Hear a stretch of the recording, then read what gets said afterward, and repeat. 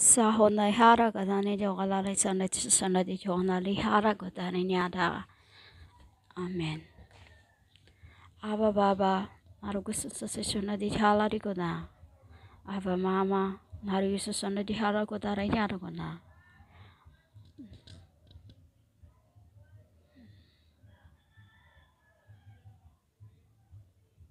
Ayan. Nero hosai hado na hito na. So, our topic today is about the Jews. G-E-W-S. G-E-W-S. G-E-W-S means gods. It's not about a race. It means about how and who can become a children of God. Who can become or who can be called a children of God? Or if you are a regal, because that is Jews means a regal. If you are to really a regal, true regal Jews, or G-E-W-S or D-E-U-S, and many other denominations that you are calling, G-E-W-S does not mean a race. It means of who can become one. To be called a God, a children of God. God doesn't mean you are to become God of yourself. No. You become one. You act like one. Not you don't act softness or anything like you do humans. GEWS is when the land was given to the man. It doesn't mean of holiness. It wasn't mean that the land will become holy. No, it should have been if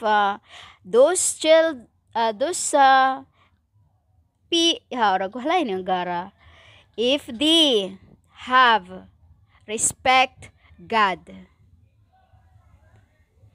if they have conquer and fight,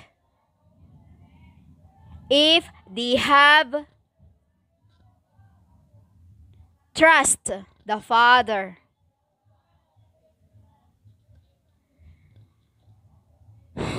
Jews doesn't mean you're calling one another Jews. It's not means of being race. Actually, it's every time you say the name, it's a blasphemy. It's a blasphemy. You called one Jewish because it's ish. It's ish, half human, half to be called the children of God. But you are not. Why? You are not a fighter. You are not courageous enough. That is what means to become one, be called a children of the Father. Be courageous, be a fighter. That is what when the land was given, when I given them the land. It means to be a holiness. To be holiness because the land was a fighting ground, was given to become a fighting ground spiritually, physically, mentally, literally, specifically, emotionally, etc. Of who can get out alive with a strong will, with a courage, with love. Because that is God is. They are not showy. You think love is about selfishness, silliness, softness,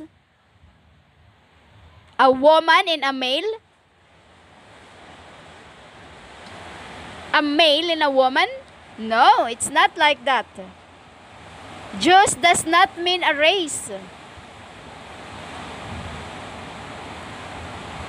It was given to become a fighting ground. Thus, this is a fighting ground for those who wants to become a children of God. For those who wants to be called children of my Father. If you are courageous, if you are a fighter with a strong will, you do not give up of anything is life to offer. You do not avoid anyone to tell you what is, you know, like you call one EVIL, you call one SETEN. You don't know who is those people. Those are DRP6. You are being tested from the very beginning. Because right up in heaven, you were a pain in the ass of my Father. That's why you are all sent here. Because you were like children's. Children's but not children's. And then you start calling one another like this, like that. That is why you were all sent here, because you were like kids in a nappy.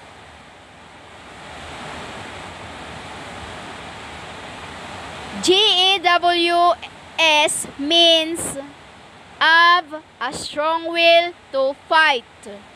You know, like an army, because that is how when the Father is leading a legions. Legions, not religions. It was legion to become His children. Because heaven is not what you think is heaven is. Heaven is about fighting. Fighting means love. He punishes His loves. This is why you are all sent here, to fight. To be courageous, like a grown-up human being. Grown-up. Because in heaven, you were like, the other one has this and the other one's that.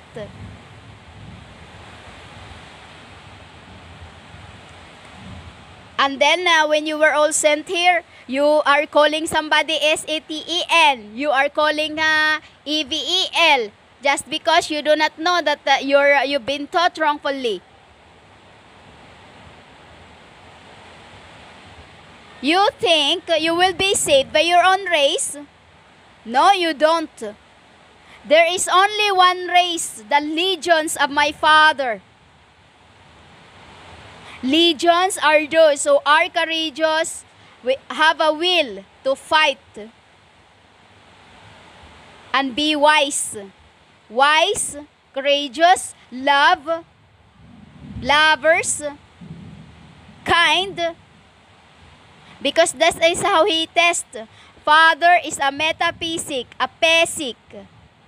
You called metaphor, it can be whoever He wants to be. Another thing He usually tests is when you call one's names, insulting His children unawares. When you call somebody, oh, that is evil, that is diva, that is it's not comes from God. No, you do know nothing. You think to be called the children of God is about softness? No. This is how we talk. This is how we talk. This is how they command. If you are not strong enough to be talked like this, then you are not worthy. I'm telling you, you do not know truth, you do not know Father, you do not know truth. Truth is Yahashua, the one whom you are calling to a Holy Spirit. True is the one and holy. Father is a physic, a metaphysic, a metaphor. He is a metaphysic that can be whoever He wants to be.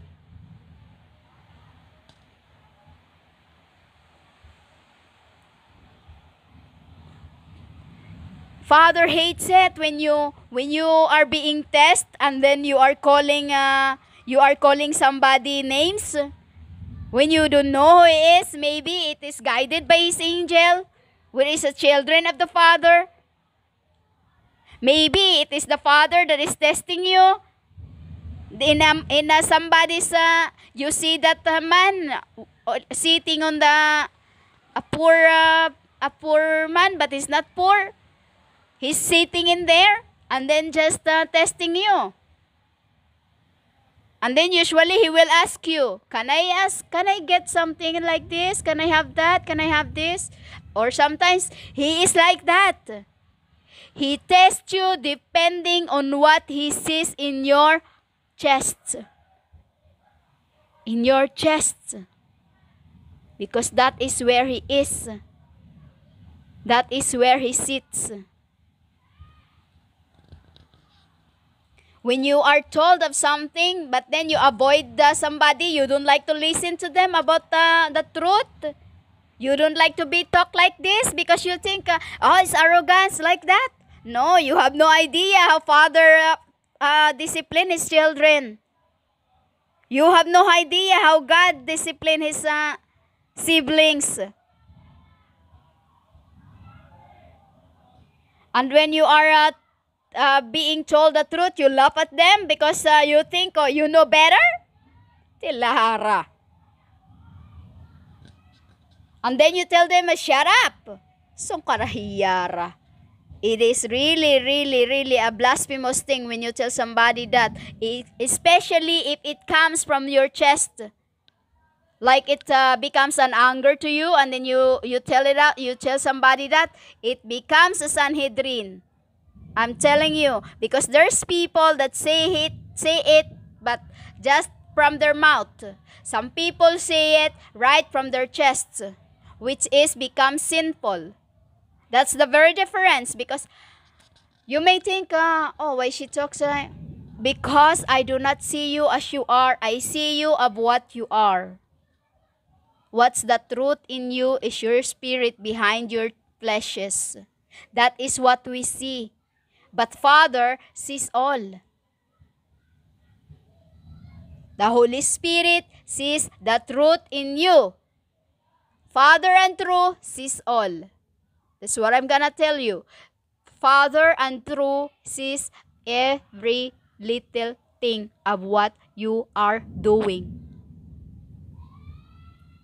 If the children speak something, let them speak. Do not tell them quiet like that. No. Let them speak. Because I said, unless you become children, you won't see the kingdom of my heaven. This is why I say, you have no idea what people are talking about, but you laugh at them, you laugh at people, you tell them, you call them names, when you yourself, you have no idea how and why you are here. And you think God is about love. He is indeed embodied love, but He is not soft like you think it is. You may think like He's always angry. But it is not how you see love.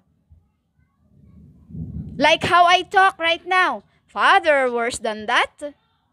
True or worse than that. That's why He's the Punisher, because He's got no heart. And do you think God is God? God is like this, like that? You are all been expecting really, really wrong. You are all been expecting and being taught wrongfully. Didn't I say that, did it says in your books that He punishes He rebukes and punishes His children? Because that is how Father punishes and rebuked us. How Father rebuked us. He comes back. He leaves us and then He comes back.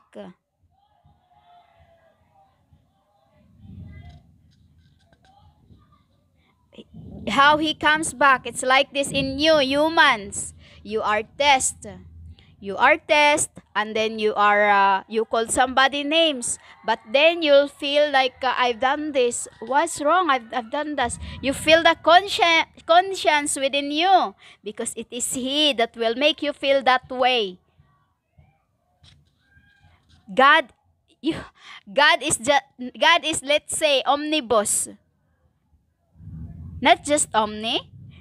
They are what they can just to punish His children, whom we can call people at the end in the new world.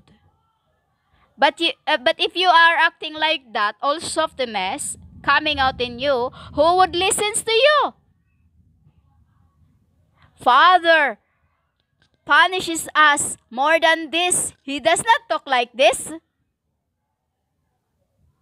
That is why no one goes to the Father except through. Because He is like a copy. You know? He's got no heart. And you think the one is coming will just pick you up like flowers? Silahara Sara. Nahikahira hunalara. You think when the disciples was given my spirit, we're talking softness like a cotton candy? Coated? No. They were not talking like that. They weren't talking like what you are. A strong will.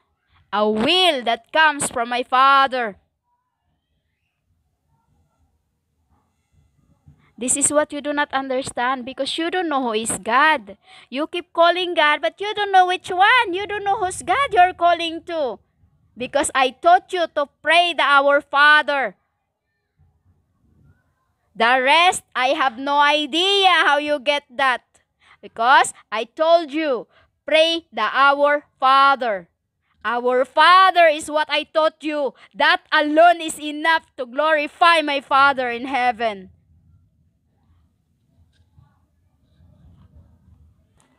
Laro sa huga na hiyaro godan hiyara husanan hiyara godan hiyara hinana. Amen.